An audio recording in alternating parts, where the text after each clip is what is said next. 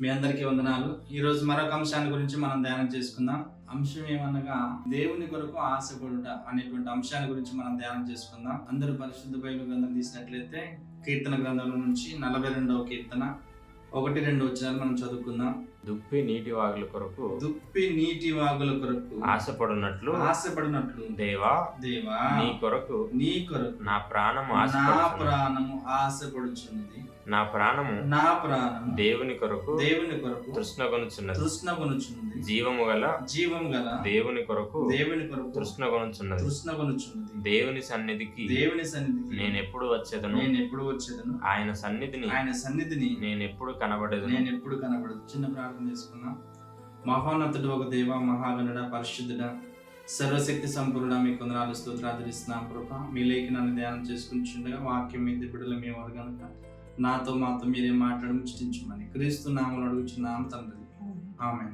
ఇక్కడ మనం చూస్తే దుప్పి నీటి వాగుల కొరకు ఆశపడినట్లు దేవా నీ కొరకు నా ప్రాణం ఆశపడుచున్నది. దుప్పి నీటి వాగుల కొరకు ఆశపడినట్లు దేవా నీ కొరకు నా ప్రాణం ఆశపడుతుంది అని ఒక భక్తుడు మాట్లాడుతున్నట్టుగా చూస్తుంది.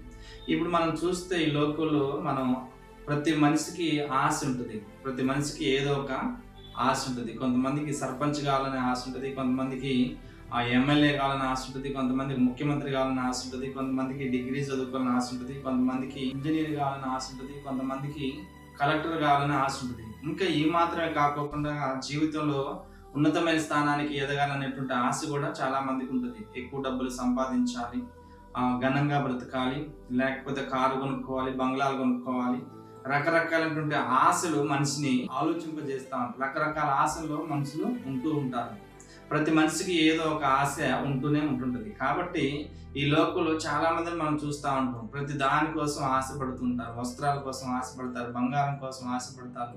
ఈ లోకంలో అనేకమైనటువంటి వాటి కోసం ఆశపడుతూ ఉంటారు. చాలా మంది తినడం కొరకు ఆశపడుతూ ఉంటారు. చాలా మంది విలాసవంతమైన జీవితం జీవించడం కోసం ఆశపడుతుంటారు. చాలా మంది ఎక్కువ సంవత్సరాలు బ్రతకాలని ఆశపడుతుంటారు. కాబట్టి ప్రతి ఒక్కరికి ఏదో ఒక ఆశ ఉంటూనే ఉంటుంది. కానీ ఇక్కడ ఉన్నటువంటి భక్తులు మనం చూస్తే ఆయన ఏమంటుందంటే, దేవా నీ కొరకు నా ప్రాణం ఆశపడుచుంది. ఎలా ఆశపడుతుంది అంటే, దుప్పి నీటి వాగుల కొరకు ఆశపడినట్లుగా నీ కొరకు నా ప్రాణం ఆశపడుతుందని చెప్తున్నాడు. దుప్పి అడవుల్లో, కొండల్లో, గుహల్లో, ఎక్కడో ఎడారి ప్రదేశంలో బాగా ఎత్తైన ప్రదేశాలకు వెళ్ళి గుహల్లో పొదలలో దాచుకుంటూ ఉంటది. ఎందుకంటే దిగువ ప్రాంతాల్లో సింహాలు, పులులు ఇవన్నీ తిరుగుతూ ఉంటాయి.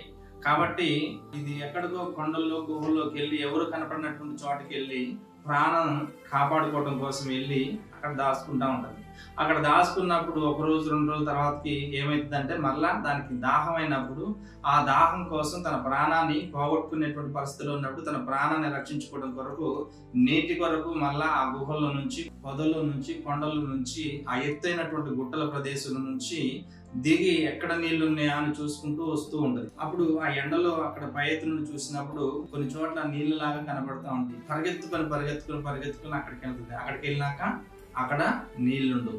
మరలా అక్కడ నుండి వేరేకి వెళ్ళి చూస్తూ ఉంటది. అక్కడికి వెళ్ళి చూసినప్పుడు మళ్ళా వేరే దగ్గర నీళ్లు కనబడతా ఉంటాయి. అక్కడికి వెళ్ళినప్పుడు అక్కడ నీళ్లు ఉండవు. అయితే ఆ దాహం కోసం అది పరిగెత్తుకుంటూ ఎన్నో చోట్లకి వెళ్తా ఉంటుంది. మరి ఎందుకు వాళ్ళ దాహం తీర్చుకోవడానికి వెళ్తుందంటే తన ప్రాణాన్ని కాపాడుకోవడం కోసం వెళ్తా ఉంది. అయితే నీళ్ళ కోసం ఎదురు చూస్తూ ఉంటే ఆ ఎండలో ఎండమావులు నీళ్ళలాగా కనబడుతూ ఉన్నాయి. ఎండమావులు నీళ్ళలాగా కనబడతా ఉంటే అక్కడికి వెళ్ళి దాహం తెచ్చుకుందామంటే అక్కడ నీళ్లు ఉండవు. ఇలా ఎన్నోసార్లు ఎన్నో ప్రయత్నాలు చేసిన తర్వాతకి ఎక్కడికో దిగువ ప్రాంతానికి వెళ్ళినాక ఎక్కడైనా నీరు దొరికితే ఆ నీళ్లు తాగి తన ప్రాణాన్ని కాపాడుకోవాలని ఎంతో ఆశతో ఈ యొక్క దుప్పి అంటే లేడీ వెళ్తా ఉంటుంది. అలాంటి పరిస్థితులు వెళ్ళి తన ప్రాణాన్ని కాపాడుకోవడం కోసం ఎంతగానో ప్రయత్నం చేస్తుంది. దేవుని భక్తుడు ఏమంటుందంటే, దేవా దుప్పి నీటి వాగుల కొరకు ఆశపడినట్లుగా నా ప్రాణం నీ కొరకు ఆశపడుచుంది. జీవం గల దేవుని కొరకు నా ప్రాణం తృష్ణగొనుచున్నది. అంటే నా ప్రాణం ఎంతో ఆశపడుతుంది, నా ప్రాణం తృష్ణగొనుచున్నది. ఎందుకు ఆయన ప్రాణం ఆశపడుతుంది అంటే దేవుణ్ణి చూడాలనేటువంటి ఆశ ఉంది. దేవుణ్ణి ప్రార్థించాలనేటువంటి ఆశ ఉంది, దేవునితో కలిసి తన బాధలు చెప్పుకోవాలన్న ఆశ ఉంది. కాబట్టి అతడు ఎంతగానో ఆలోచన చేసి దేవుణ్ణి చూడాలని ఆశపడుతున్నట్టుగా చూస్తున్నాం. దేవుణ్ణి చూస్తే ఏం జరిగిద్ది అని మనం ఆలోచన చేస్తే, ఈ యొక్క దుప్పి నీళ్లు కనబడితే ఏం చేస్తుంది? తన ప్రాణాన్ని రక్షించుకుంటుంది. నీళ్లు తాగి తన ప్రాణాన్ని ఎలాగైతే రక్షించుకుంటుందో, దేవుని చూసినప్పుడు తన బాధలు తొలగిపోతాయి, తన కష్టాలు తొలగిపోతాయి, తన ఇబ్బందులు తొలగిపోతాయి, తన సమస్యలు తొలగిపోతాయి అని అతడు ఆశపడినట్టుగా చూస్తున్నా. ఈ లోకంలో ప్రతి మనిషికి ఏదో ఒక కష్టం, ఏదో ఒక బాధ, ఏదో ఒక సమస్య మనిషిని పట్టి పీడిస్తూ ఉంటాయి. ప్రతి మనిషికి కూడా దేవుడు అవసరం, ప్రతి మనిషికి కూడా దేవుని యొక్క రక్షణ అవసరం, ప్రతి మనిషికి కూడా దేవుని యొక్క కాపుదల అవసరం. కాబట్టి మనం ఈ లోకంలో ఎన్నో ప్రయత్నాలు చేస్తా ఉంటాం, ఎన్నో ప్రయత్నాలు చేసి ఆ ప్రయత్నాలు ఓడిపోయినప్పుడు మళ్ళా దేవుడి మీద ఆధారపడుతూ ఉంటాం. సపోజ్ మనం చూస్తా ఉంటాం, ఎవరికైనా గబుకున ఏదైనా సడన్గా ఏదైనా ప్రమాదం జరిగినప్పుడు హాస్పిటల్ తీసుకెళ్తే వాళ్ళు ఏం చెప్తారంటే కిడ్నీ ప్రాబ్లం ఉంది, కిడ్నీ మార్చాలని చెప్తారు. దీనికి 2 లక్షలు అయితే 4 లక్షలు అయితే అని చెప్తారు. ఆ 2 లక్షలు 4 లక్షలు చూసుకొని వెళ్ళి ఆపరేషన్ చేసినాక వాళ్ళు ఏమంటారంటే, మా ప్రయత్నం మేము చేసిన, మిగిలింది దేవుడు దయ అని చెప్తారు డాక్టర్లు. అయితే ప్రతి మనిషి ఎన్ని సమస్యలున్నా, ఎన్ని ఇబ్బందులున్నా ఈ లోకంలో ప్రతి మనిషికి దేవుడు అనేది అవసరం ఉంటుంది. కాబట్టి ఎంత జ్ఞానవంతులకైనా, డాక్టర్లకైనా, యాక్టర్లకైనా, ధనవంతులకైనా, ఎలాంటి వారికైనా దేవుడు అనేటువంటి అవసరం, ఏదో ఒక అవసరం ఉంటూ ఉంటుంది. కాబట్టి ఆ దేవుణ్ణి అనేక రకాలుగా ప్రార్థిస్తారు, మొక్కుతారు, దండాలు పెడతారు. ఆ దేవుని యొక్క ఆశీర్వాదం కావాలని ఎంతో మంది ప్రయత్నం చేస్తుంటారు. కాబట్టి ఈ యొక్క కోరావు కుమారులు కూడా ఏమంటున్నారంటే, దుప్పి నీటి వాగుల కొరకు ఆశపడినట్లుగా దేవా నీ కొరకు నా ప్రాణం ఆశపడుచున్నది. నిన్ను చూడాలని ఆశ ఉంది, నీ సన్నిధికి రావాలని ఆశ ఉంది, నీ మందిర ఆవరణలో గడపాలని ఆశ ఉంది, నీ మందిర ఆవరణలో నిన్ను స్తుతించి, నీ పాటలు పాడి, నిన్ను ఆరాధించి, నీ రూపాన్ని చూడాలని, నీవు నాతో మాట్లాడితే నా కష్టాలు పోతాయి అని ఆశపడుతున్నాను ప్రభువా అని ఆశపడుతున్నట్టుగా చూస్తున్నాం. కాబట్టి దేవుని బిడ్డలుగా మన శ్రమల్లో, బాధల్లో, కష్టాల్లో, ఇరుకుల్లో, ఇబ్బందులు ఎన్నోసార్లు మనకు దేవుడు అవసరం ఉంటుంది. మనం ఏం చేయాలంటే దేవుని స్తుతించాలి, దేవుని ప్రార్థించాలి, దేవుని ఆరాధించాలి. నేను దేవుని మందిరానికి వెళ్ళాలి, ఈ రోజు ఆదివారం దేవుని మందిరానికి వెళ్ళాలి, ఈ రోజు నెలలో మొదటి ఆదివారం దేవుని సన్నిధికి వెళ్ళి నేను బలలో చేయవేయాలి, ఈ రోజు దేవుని సన్నిధికి వెళ్ళి నేను ఒక పాట పాడాలి, ఈ రోజు దేవుని సన్నిధిలో నేను ప్రార్థన చేయాలి, ఈ రోజు దేవుని సన్నిధిలో నా మనసు విప్పి నేను దేవుడితో మాట్లాడాలి, ఈ రోజు దేవుని సన్నిధిలో నేను దేవుని యొక్క ముఖాన్ని చూడాలని ఆశతో దేవుని యొక్క మందిరానికి రావాలని దేవుని యొక్క వాక్యం తెలియజేస్తుంది. ఈ కోరావు కుమారులు